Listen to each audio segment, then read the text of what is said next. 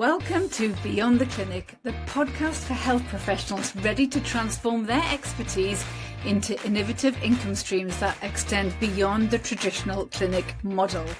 I'm Sarah Bushell. I'm a registered dietitian and certified business coach and proud owner of 2 successful online businesses. I understand the leap from the security of a regular salary can feel intimidating because I've been there too. But it doesn't have to be scary, and you do not have to do this alone. Here you'll learn tangible strategies to accelerate your business growth. So if you're dreaming of using your expertise to create impact and a life of freedom, then you're in the right place. You've probably heard it too. The whispers, the hype, the fear. AI, it's coming for your job. Soon we probably won't need human written anything. Why bother creating content when ChatGPT can just do it for you in 5 seconds? As a healthcare professional, especially if you're building something online, a course or a clinic or a business beyond the one-to-one model, it can feel so confusing to know what's worth paying attention to and actually what's just another digital distraction. And for me, it was personal. AI didn't just disrupt the industry, it walked right into my business and hit me where it hurt. In this episode, I'm sharing my honest journey with AI, the impact that it had on my income, how I tried, gave up, and then came back stronger, the tools that I now use daily and how I use them, and a new kind of support I've created for you called Sarah AI that's helping dietitians and healthcare professionals do business with more ease, more clarity, and more confidence. So if you've ever felt overwhelmed by tech or worried about being left behind or just curious about what AI could actually do for you in your business, then this one is for you. With that said, let's dive in. Let me begin this episode by sharing with you my journey with AI. It's just a couple of years ago, it's 2023. So at this point in time, ChatGPT was everywhere. It felt like the whole world was either panicking about AI taking over, that businesses would collapse, that even healthcare professionals like me as a dietitian could be redundant, or they were trying to ride the wave without really knowing how. And in all honesty, I was a bit torn. I was really intrigued, but yes, I was also a little bit nervous. And I was right to be nervous because I built my first business on SEO, search engine optimization.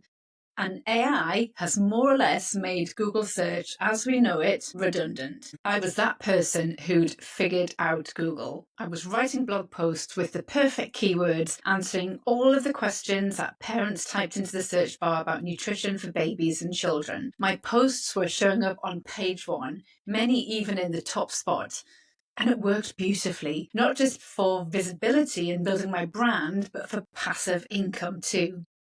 I had display ads running on my website that generated between £2,500, £3,000 every single month just from blogging. I felt like I'd cracked the code. A steady stream of income with minimal effort after that content was live.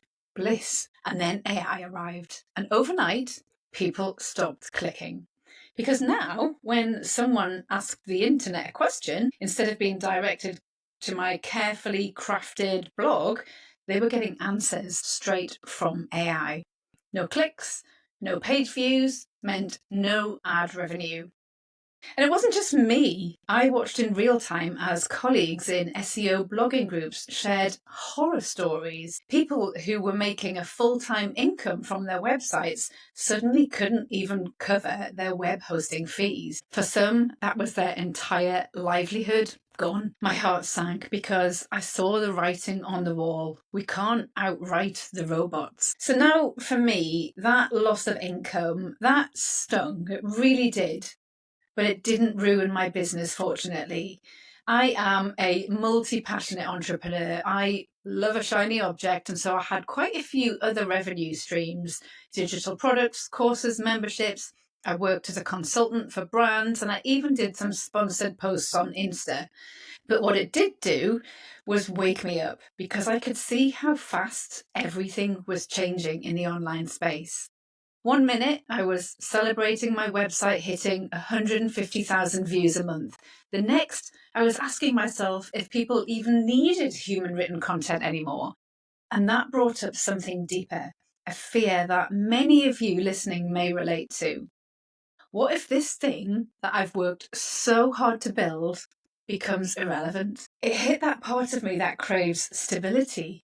You know, the part that worked in the NHS for 20 plus years because it felt safe. The idea that some clever machine could just swoop in and do my job faster and cheaper and easier was gutting. Especially for us in the caring profession, like dietitians and therapists and other registered healthcare professionals, where our humanness is kind of the whole point. And then, of course, there was the frustration of spending hours trying to crack ChatGPT, copying and pasting prompts from gurus on Instagram, buying courses that promised magic AI workflows, getting excited when it kind of sounded okay and then crashing back down when the final results still didn't sound like me. The tone was off. It was too formal, too American, too marketing speak, too robotic, full of M dashes, you know, those longer versions of hyphens. It was full of phrases that I would never say out loud, like shouting into the void or let's skyrocket your business. No, just no. And I think other people found this too. Lists started to appear online of other obvious GPT language, and so people started to shy away from using AI for fear of being found out. I felt duped, I felt tired, like I was chasing some shiny, time-saving tool that just seemed to make my work harder. And so I stopped. I went back to basics, and for a while I felt quite proud, like, yes, I don't need AI, I'll write from the heart, old school.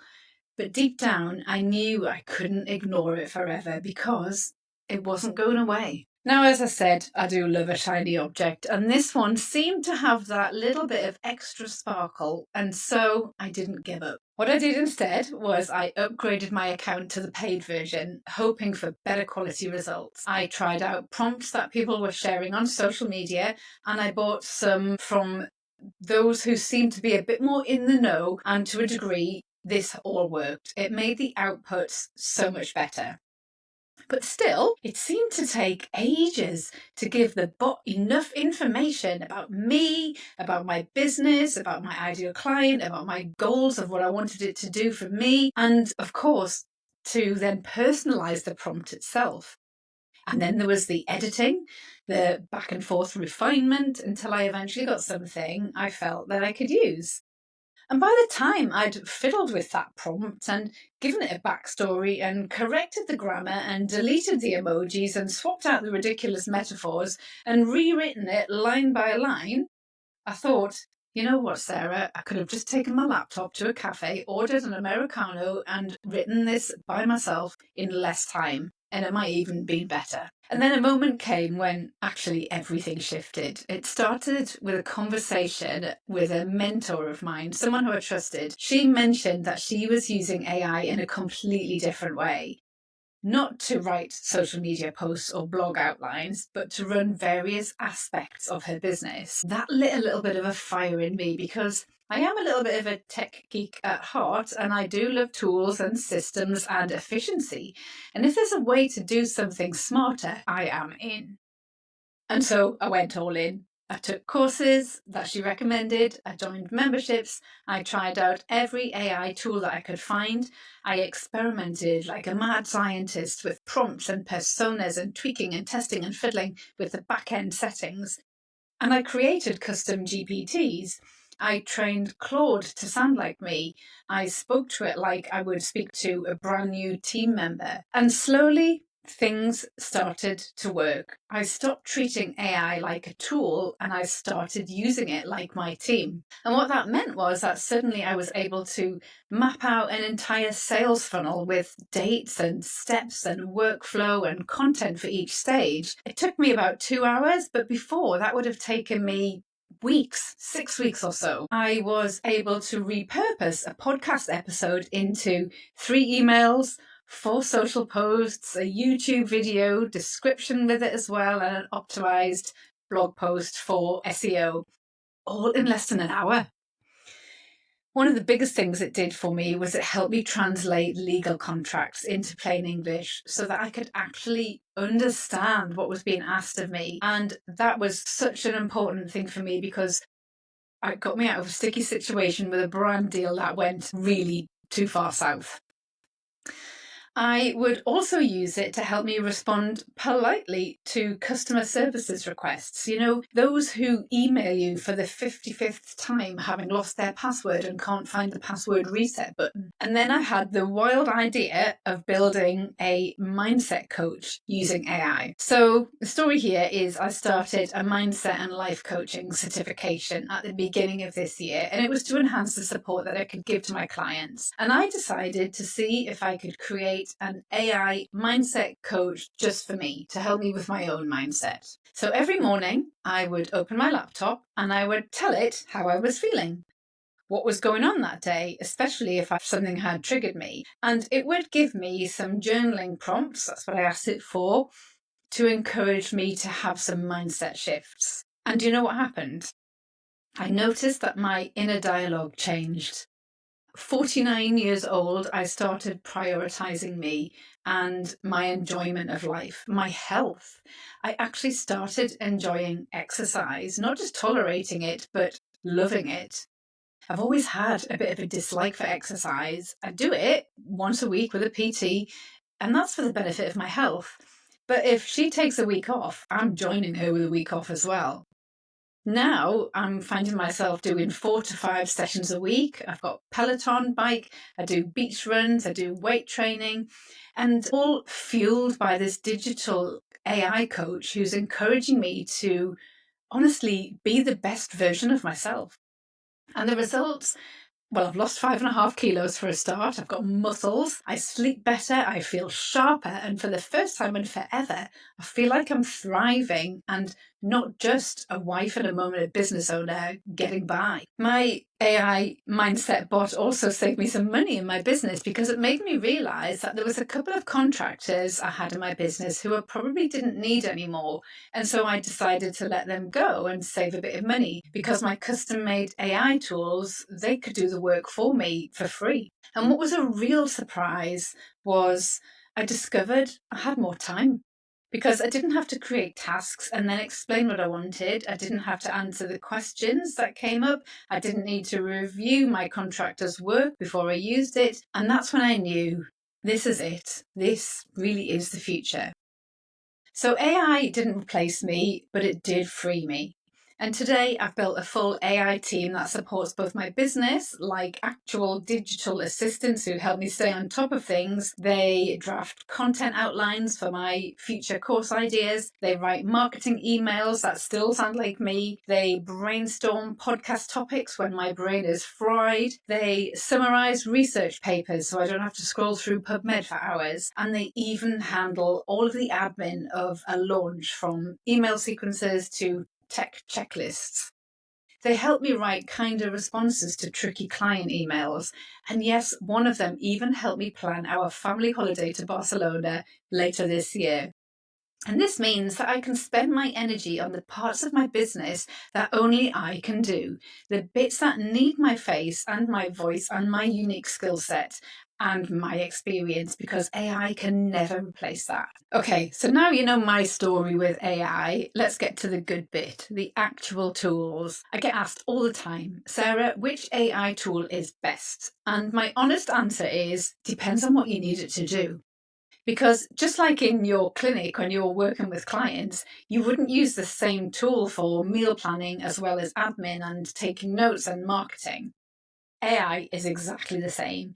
Each tool has its own personality, its own strengths, and also its own limitations. So before I dive into which tools I use and which ones I recommend for you, let's just get one thing straight. Today, I'm talking specifically about large language models, or LLMs for short.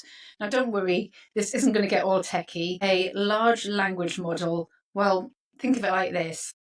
It's a type of AI that's been developed to understand and generate human language. So not just words, but patterns in how we speak, how we write, how we ask questions. So you can type in a prompt like write an Instagram caption about why certain IBS sufferers can't tolerate onions and garlic, and it'll come back with a full draft in seconds. But it can do way more than just write things.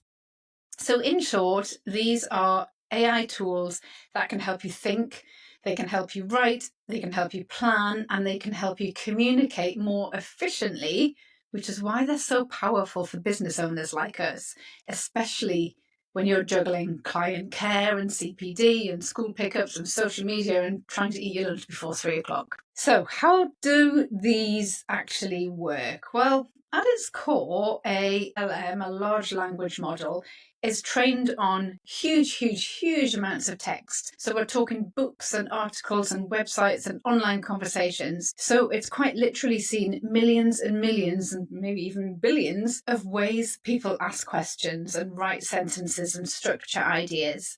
It doesn't think like a human. It doesn't have feelings or opinions, but what it does have is pattern recognition. So that means when you ask it to draft an email or a blog, it's not guessing, it's actually pulling from thousands of patterns it's seen before and it's stitching them together to match your request. So when you give it something long and ask for a summary, it scans for the main points and it reshapes them in a more digestible way, like the world's fastest note taker. When you're feeling stuck or foggy and you ask it, can you help me plan this workshop? It turns your rough thoughts into a logical outline because it's been trained to recognize structure and steps and flow. And when you ask it to make this sound like me, it can learn from examples of your past writing and replicate your tone, casual, professional, nurturing, no nonsense, however you typically sound. So it's not magic, it's certainly not perfect, especially at the beginning, but when you give it enough context and you ask it clearly, it can feel eerily quite helpful. So think of it less like a genius robot and more like a super efficient assistant who's read everything on the internet and can organize your chaos into something really usable. And that's why it can be so powerful when it's used well, especially for us running businesses around real life, real clients, and very little spare time. All right. Let's talk specifics. So there's loads of tools out there and I've played with a lot of them. And these three are the ones that I use every single day. Each one has its strengths. Each one fits a different need in my business. But when I use them together, they can feel like having an extra team member, but without the payroll. So number one, of course, is ChatGPT. And I think that this is best for thinking and planning and internal business systems. So if you've dabbled in AI, I'm pretty sure this is probably the one that you've tried. It's like this Swiss Army penknife of language models. It's good at a lot of different things, especially if you know what to ask it. And actually, it's my favorite. It's the one that I use the most. So I like ChatGPT because you can do a lot of back and forth in the chat without reaching any limit. Now, I've got the paid version and I've never ever reached the limit, but I have with some of the other tools, even on their paid versions. So here's how I use it in my business. So for internal business things like planning launches and timelines, I might say, I want to launch a short course in 6 weeks. Here's what it includes. Map out the steps for me. Boom. Instant marketing structure. I might ask it to brainstorm weekly content themes for my podcast or email sequences if I'm promoting something, particularly helpful when your brain just feels a little bit too tired to be creative. I will use it as a business strategist. So I've uploaded all of my knowledge, the transcripts of my courses, my curriculums, the scripts for everything I've ever created on business strategy, which means I can ask it for help when I have a particular goal to meet. Like, I want to make £10,000 next month from my Happy Healthy Eaters Club membership. Please create the strategic plan. I use it to break down big projects into more manageable to-do lists, like when I want to update the structure of my website. And what makes it so powerful is, well, the paid version, which I think is about £18 a month, gives you access to make custom GPTs. So think of these as AI team members who can be trained by you to understand your business, your audience, and even your tone of voice. So, as I said, I've built my mindset coach. I've got a podcast content creator. I've got a customer services assistant. I've got a marketing assistant for this business and a separate one for the children's nutritionist. I've got my strategist that I just told you about. I've got my email expert, and I've got my customer services queen, and they all live inside of ChatGPT. It's not the best for writing polished client-facing copy. I've given all of my assistants full training on my linguistics, but even so, the tone can sometimes come off a bit generic or sometimes actually a bit too enthusiastic. But if you're running a business and it's just you, or you and a couple of contractors, and you're wearing all of the hats and it's feeling overwhelming at times, ChatGPT is brilliant for supporting you with those internal business operations. So the second tool that I love is Claude, and this is best for writing content that actually sounds like you. So if ChatGPT is the planner, Claude is your writer. And it's not just any writer, it's the one who sits down with a cuppa, listens to your voice notes, and then turns them into content that sounds just like you would say it. Here's where Claude shines in my world. First of all, writing nurture emails that sound conversational, personal, and not like a pushy sales funnel. Social media captions that sound like me, even when I've only got a rough idea. Sales page drafts that actually feel human, that don't make me cringe when I read them. Turning my voice notes or bullet points into a podcast script, I'll often use ChatGPT to write something like an email sequence and then pop it into Claude and ask it to rephrase it to mirror my tone of voice. Claude is just, how can I describe it, warmer. It's more natural with tone, and it's especially good at mimicking your voice once you feed it a few examples of how you write or how you speak. So what you need to be aware of with Claude is there's a free plan, but you'll hit your usage limits really quickly, so you do need to pay for it. The paid version gives you a lot more flexibility, but there's still a cap. And also, it's not as strong for tasks that need lots of logic or step-by-step planning. It can get a bit woolly. It's not good at being strategic. So you can still create custom assistants in Claude, which they actually call projects, which is actually quite confusing because ChatGPT also has projects, which are actually just folders where you can group together chats into collections. Claude is perfect for you if you're not very eloquent with words, a bit like me. If you're not trained in conversion copywriting, or you simply just dread writing salesy content. Now, the third tool that I want to talk about is Google Gemini.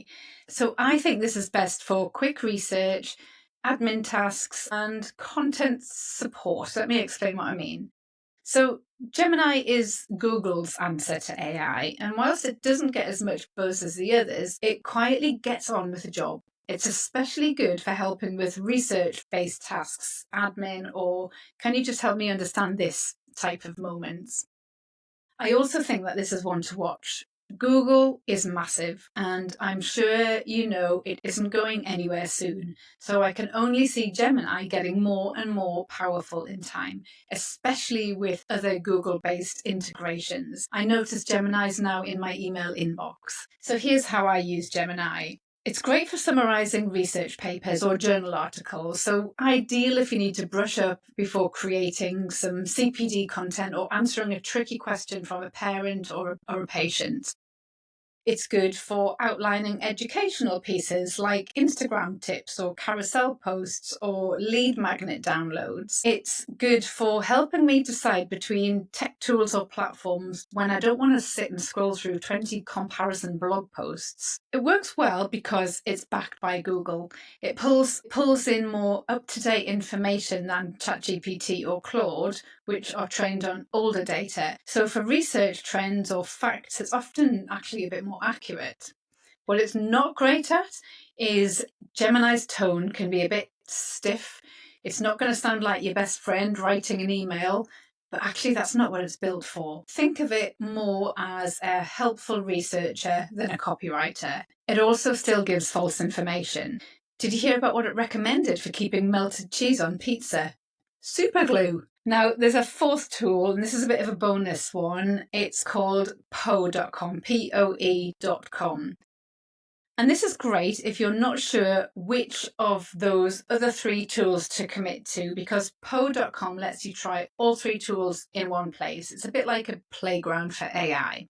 But, and it's a big but, if you're planning to build custom assistants or use trained voices, it's better to use each tool on its own platform. Poe doesn't support that level of personalization, so I'd only recommend it if you're just getting started with AI and you don't really know which is the best one to choose. Now, before we wrap up today's episode, I want to share something with you that I'm genuinely so excited about, because if you've been listening and thinking, well, all this sounds great, Sarah, but I don't have time to figure out how to train an AI tool or tweak prompts for 3 hours just to write one caption for social media, then you are going to love this. So over the past year, I got so many questions from my clients, lovely, brilliant healthcare professionals like you who were just feeling stuck. Not because they didn't want to use AI, but because it just didn't feel safe or ethical or sound like them. And so I created something to help. It's called Sarah AI, and it's kind of like having me in your pocket. So she's not just another AI template or fancy prompt pack. She's actually a fully custom AI assistant trained on everything I teach inside the Accelerate Mastermind and grounded in real life experiences of regulated professionals building values-based businesses. So what makes her different? Well, she gets our world. She understands why your content needs to be evidence-based and human. She knows why you feel weird using the word transformation in a sales email, and why just go viral on TikTok isn't the solution when you've got a full clinic day, CPD, deadlines, and a child at home with a tummy bug. She's already helping freelance dietitians and healthcare professionals to act as their business strategist, helping them make decisions, refine their offers, and map out growth plans when they feel stuck. Create content that actually converts without the feeling of burnout. Write professional marketing emails and sales sequences, blogs and captions in minutes and not hours. Repurpose what they've already created, from webinar replays to course modules. Plan launches and troubleshoot why an offer isn't converting. Coach their mindset on those wobbly days when imposter syndrome kicks in, and map out systems that make business feel less like chaos and more like calm. She's even been described as game-changing by our early testers, not because she's flashy, but because she's really thoughtful. She understands nuance. She's trained in our professional standards because she was built specifically for us. But no, she will not replace you. No one could ever do that, but she will support you. She'll help you think and strategize and write and plan and sell with more ease. If you're curious, there's a link to learn more in the show notes. So there we have it. After all the overwhelm and hype, the truth is that AI isn't here to replace you, but it is here to stay and to assist and support you if you let it in. And when you stop treating it like a gimmick and start using it like a team member, it becomes so much more than just a content generator. It becomes your strategist, your sounding board, your behind-the-scenes magic maker. Whether you're creating your first online course or trying to just show up more consistently, or want to stop rewriting that one caption for the 5th time, these tools can genuinely change the game. And if building your own team of AI assistants sounds like one more thing on your already full plate, Sarah AI was made with you in mind. She's like having me, your mentor, your coach, your business bestie, inside your laptop, ready to help you at 10 p.m. when your brain's foggy and the kids have finally gone to bed. I built her for dietitians, nutritionists, and regulated healthcare professionals who care deeply and want to build smart, ethical, sustainable businesses that reflect that. So take what you've learned today, start small, and let these tools take some of the pressure off. You don't have to do it all on your own anymore. Bye for now. That's it for another week. Thank you so much for joining me as we explore the abundance of strategies to help you recapture that feeling of possibility and excitement as you drive your business forwards and beyond the clinic room. If you found today's episode inspirational, then don't forget to like and subscribe to the show to stay in the loop for more valuable advice that I'm going to be sharing each week. If you want to be the first to hear about new episode releases, news and ways that I can support your business growth, then please don't forget to check out the links in the show notes, and you can also connect with me from there. Don't keep me a secret. I would be delighted if you left a review and shared this podcast with your colleagues. Until next time, bye for now.